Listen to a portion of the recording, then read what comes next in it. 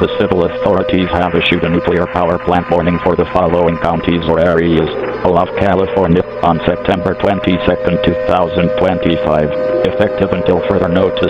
Message from Cisco Telecable.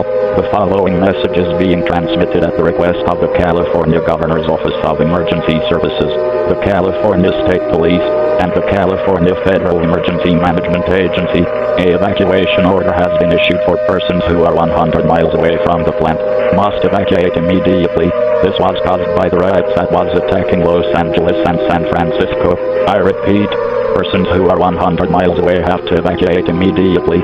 If you are at home, you may be exposed to radioactive particles. This message will repeat every 15 minutes. Stay tuned to local media outlets for more information.